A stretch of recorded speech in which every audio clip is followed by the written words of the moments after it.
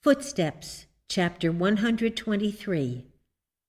Lest certain statements and incidents in the Bible be discarded by the materially minded because of a lack of understanding, records which, when spiritually interpreted, are seen to contain the meat of the Word, the following warning is given in the last chapter of Revelation.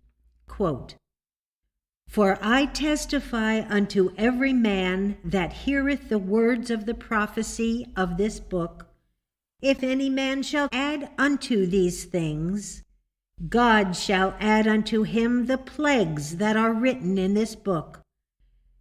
And if any man shall take away from the words of the book of this prophecy, God shall take away his part out of the book of life, and out of the holy city, and from the things which are written in this book." End quote. So-called higher criticism has deleted as incomprehensible and harmful portions of Scripture which today are clearly understood by the veriest neophyte in the study of mind healing. Christian scientists recognize that such omissions would remove some of the most important foundation stones from the spiritual structure of the Bible. More than all others, Mrs. Eddy, through her life's experience, has portrayed the hidden workings of evil as well as the correct solution of its claim to existence and power. Yet the materially minded, not perceiving the importance of many of the outward evidences in her life as bearing testimony to the inward spiritual strife and the vital lessons taught, would desire to expurgate from the record of her life those things which, from a human standard of good, do not accord with the world's ideal of a patient, loving Christian, meek and long-suffering, traits which we are trained to associate with the life and character of the one approaching perfection. But such traits were not characteristic of Mrs. Eddy's warfare against evil.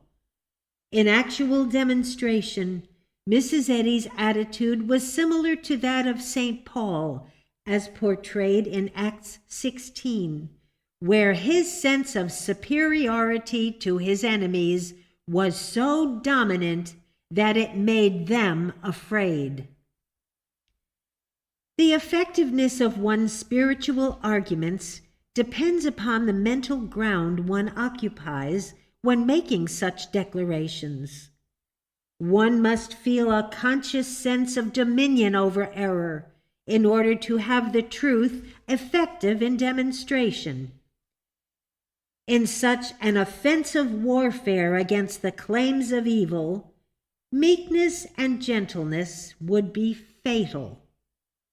Mrs. Eddy was a soldier of God, and the record of her warfare is more important for the instruction of the student than is that of her meekness, love, and patience, which were qualities which she exhibited as the fruit of her warfare against evil, but not during such warfare.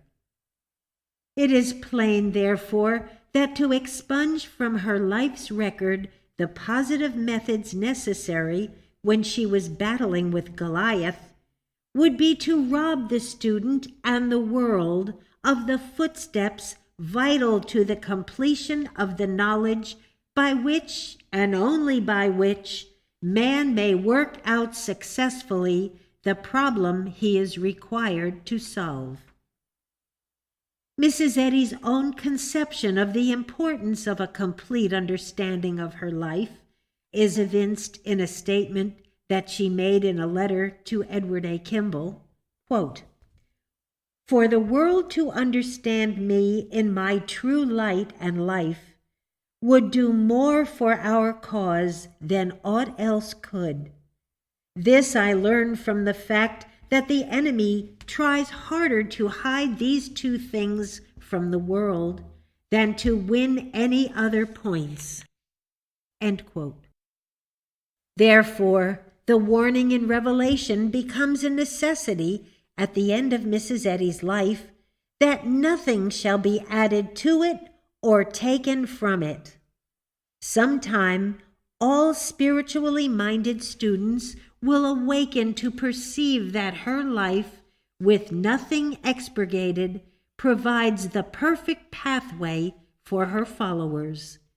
In it, there is lacking not one experience needed as the outward proof of that spiritual animus which, even under the greatest kind of affliction, never departed from her, as the underlying motive power and dominating influence in her life.